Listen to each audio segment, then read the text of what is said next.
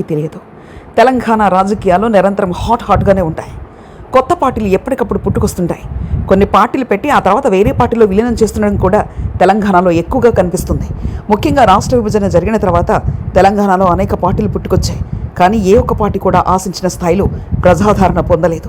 తెలంగాణ ఉద్యమ సమయంలో కీలక భూమిక పోషించిన కోదండరాం పార్టీ పెట్టినా ప్రజలు ఆదరించలేదు. అలాగే అనేక మంది కొత్త పార్టీలు పెట్టి చేతులు కాల్చుకున్నారు. తెలంగాణలో ప్రధానంగా బీఆర్ఎస్, కాంగ్రెస్, బీజేపీలను మాత్రమే ప్రజలు ఆదరిస్తున్నారు. అనేకసార్లు జరిగిన విషయంలో ఈ విషయం స్పష్టమైంది. అయితే తాజాగా మరికొన్ని కొత్త పార్టీలు తెలంగాణలో వచ్చేసాయి.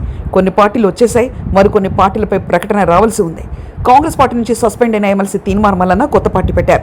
తెలంగాణ రాజ్యాధికార పార్టీ అని ఆయన జనంలోకి వెళ్ళనున్నారు. అజెండాను కూడా ప్రజల ముందుంచారు. వెనుకబడిన వర్గాలకు అండగా నిలిచేందుకు వారి ఆత్మ గౌరవమే ప్రధాన ఎజెండాగా పార్టీ పనిచేస్తుందని చెప్పారు.